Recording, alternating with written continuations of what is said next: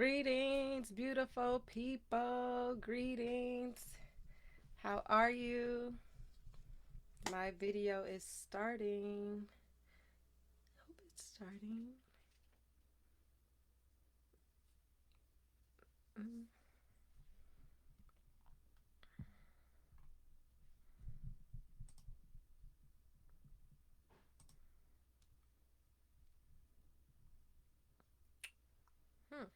I don't know if I'm live or not. It says live, but I'm not sure if I am. It just says live video is starting. Oh, I'm live now. Woohoo!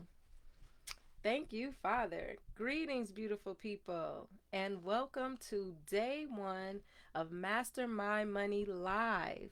So, today we are talking about mindset. That is the pillar. Because remember, Mastermind Money is focused on three pillars: mindset, management, and money.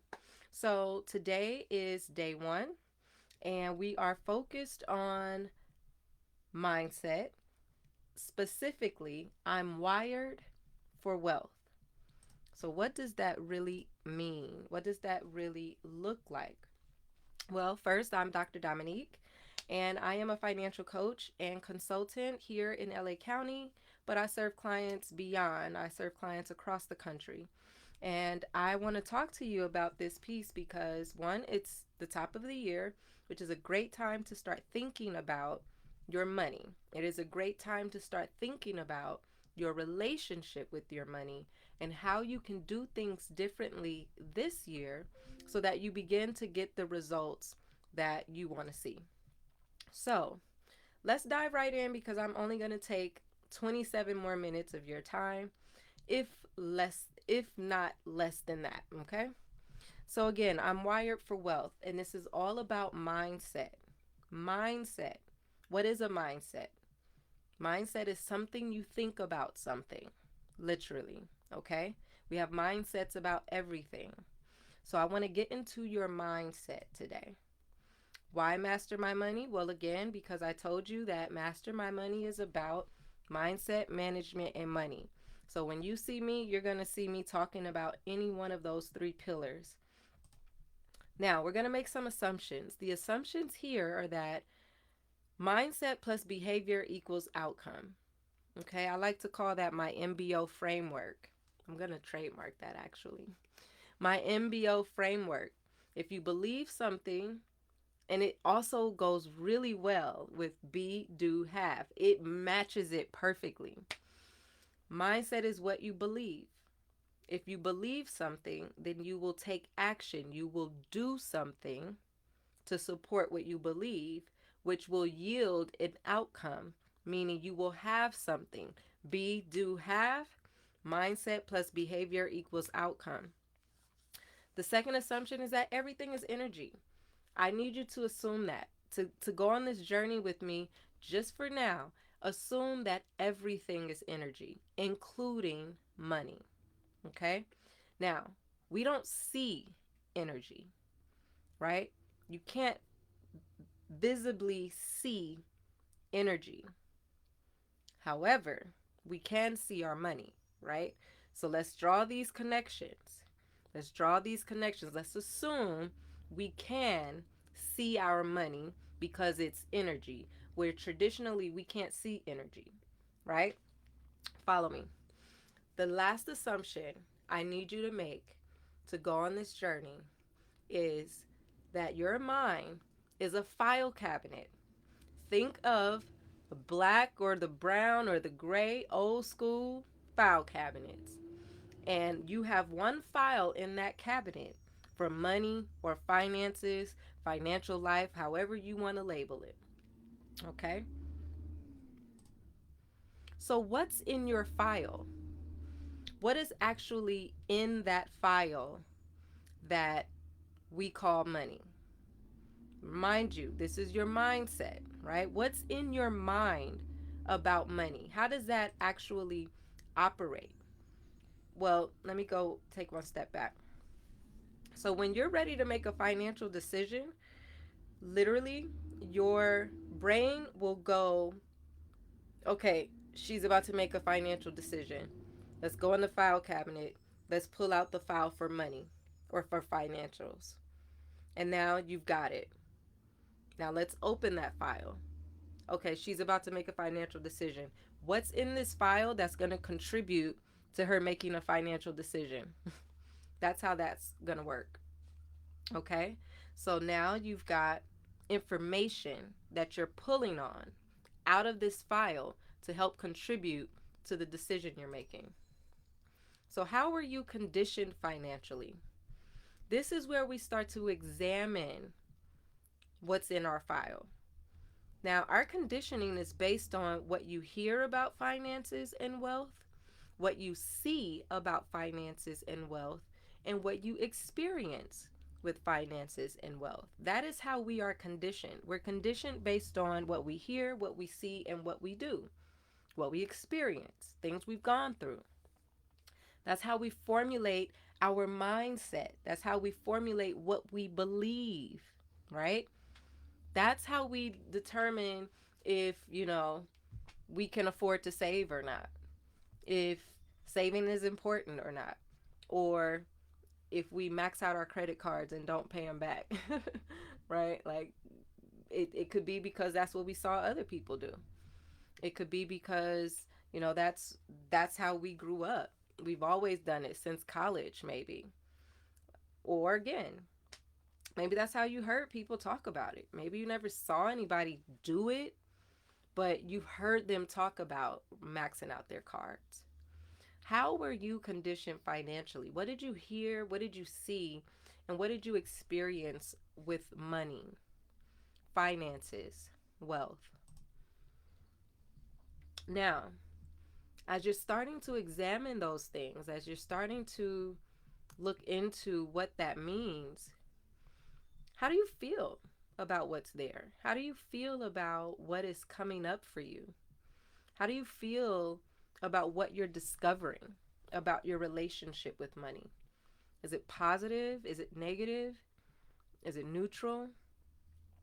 Is it something that you just cannot go another day without giving attention to it, without making some changes? How do you feel about it? Are these mindsets and behaviors that you have, that you're identifying, that you're revealing, are they things that you want to stop, start, continue, or change? You have four options. You want to stop thinking the way you think? You want to start thinking a new way? You want to continue to think how you've been thinking? Or you want to change a few things about how you think? You've got options. So I want you to identify what what option is best for you. So how do you change what's in your file, right? Now that you may have determined if you want to stop, start, change, or continue, how do you actually do that? What does it look like? Well, it's typically a four-step process, and I learned this after reading and studying. I say study because it's a book that's in my go-to library. I read it, if not twice a year, for sure once a year. So it's something I revisit every year. How do you change what's in your file? T. Harv Eker wrote this book, Secrets of the Millionaire Mind, Mastering the Inner Game of Wealth. The inner game, that's all up here in our mind. But it's a four-step process that he shares that I subscribe to, that I do believe in. And this is how we change a lot of behaviors, not just ones with money, typically behaviors around anything. First, you got to be aware. Then you have to understand where that came from. Then you have to disassociate with it. Literally, like tell yourself, no, that's not me. You know what I'm saying? That was given to me or that was downloaded to me, but that's not me. And then lastly, recondition. Adopt what you want it to be. Start to implement what you want it to be.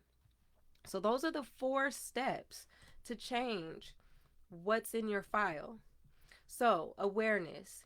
What did you hear about money growing up? Did you hear we never had enough? No, I can't afford that. Or money don't grow on trees. I can't do that. Or I'm not getting that for you because what you think I'm an ATM? Or were you given a lot of things? Oh, okay, you want that? Cool. You got it. Everything you asked for, you got. Or was it more strategic? Were there certain times you got certain things, other times you heard nothing? Did your parents talk about money at all? Did you grow up with, a family that didn't discuss it? So maybe you learned it at school, how you saw other people move with their money. I mean, it really goes deep and it goes back, y'all, to those elementary, no pun intended, but elementary, junior high times where you're like coming into how you manage money and what you want and how you buy things and the process of getting that money. You got to ask for it, or did you have to go work or on your own? Like, how did you, what did you hear about money? And how did you get it once you wanted it? You know what I'm saying? Like, that level of awareness is important. I know for me, we didn't necessarily discuss money, but I did see my grandfather um, pay bills. So I knew how to be a bill payer. I'm a really good bill payer, but paying bills doesn't build wealth. You know what I'm saying? So again, we could always get better at what we're doing, but my experience was we didn't talk about it. Some kind of way we always had what we needed.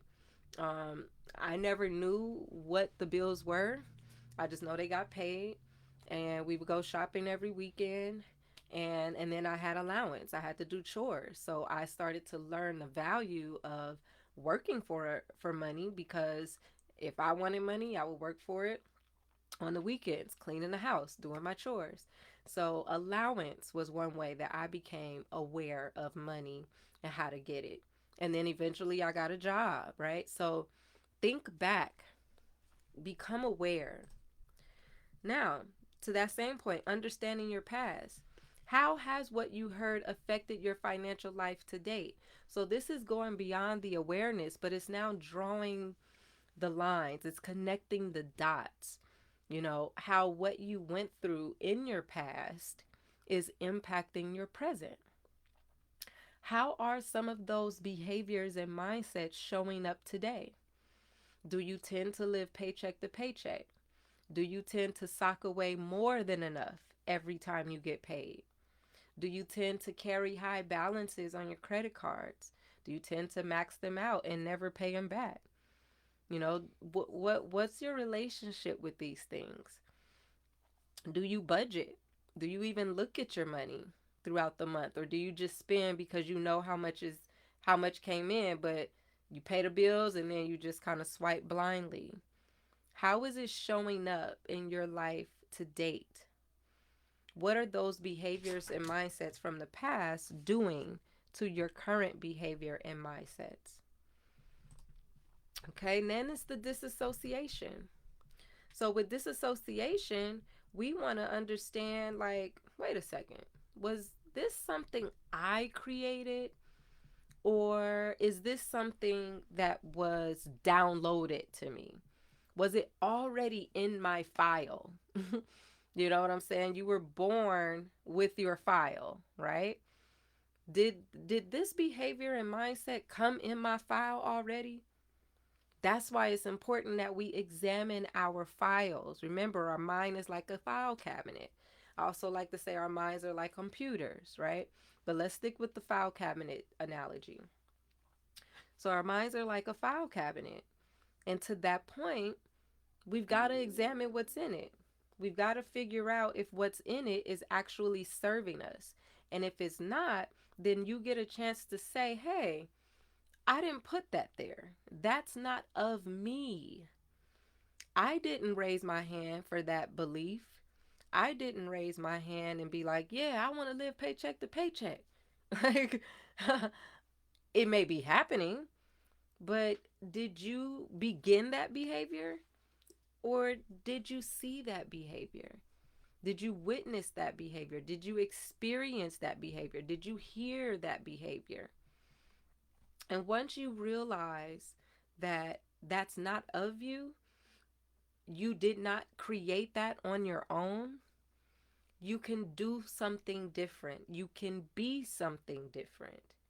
And that's when disassociation occurs. It's like when I realized I never really seen anybody in my family invest money. Like, I know what it's like to have it, I know what it's like to pay bills, I know what it's like to save, but I'm not sure I know what it's like to grow money. How do you grow money? I've never seen that. I've seen people have it, maybe have a little, maybe have a lot. And then next year is different. Maybe you don't have a whole lot as you had before. So, again, it's not just about what's there, it's also what's not there. So then as an adult, I struggled to invest because I never seen it. That hasn't been a part of my file. So now I have to be different. I have to go look for that information. I have to go look for that mindset and that behavior. I have to go read books. I have to study people. I have to follow people that are doing the thing I want to do, are teaching the things I want to learn as an adult, right? And then the things that I had to unlearn. So whether it's there or not is one thing, but what if something is there and it just no longer serves you, right? It just no longer serves you to think about, let's say for example, renting an apartment. Maybe you've never seen anybody purchase a home, right? Or I'll even take a non-financial example. That's a good one. But another non-financial, in my family, I've never seen anybody get married except for my grandparents. So how would I know what marriage looks like outside of them, right? They're a great example, but actively, like, they were married before I was born, right? So I don't know what that looks like, right? So again, if you want to adopt something, like again, going back to the renting versus buying a home, it's like, okay, yeah, renting is cool, but maybe it no longer serves me. Now I'm ready to buy a home. I believe in ownership. Okay, well, let me unlearn these renting mindsets and let me relearn ownership mindsets. Then that's when your reconditioning comes in. So, what do you believe now about finances, wealth, money? What do you want to have now? Right? Be, do, have. Mindset plus behavior equals outcome. What do you want to believe now? Well, I want to believe that I can't own a home. Okay, so what are you going to do about it? Well, I'm going to start saving. Well, I can't afford to save. Oh, okay. Well, now I need to start budgeting so I can cut some things out or redirect money from where it currently is being spent to other areas that matter most to me. So, with that in mind, that's what you start doing. Mindset, I want to own. Behavior, I start budgeting. I start cutting back. I start redirecting money from one area to another area. Now I'm doing things. Now I should have something. Well, now my savings is going up because I'm redirecting money to my savings. Now I'm getting the money for my down payment. Now, after a year or two, I got money for a home. I'm ready. I'm positioned. You understand now, mindset plus behavior equals outcome. So this wiring that we're examining, right? It it truly matters for our wealth. It is directly related, directly impacted.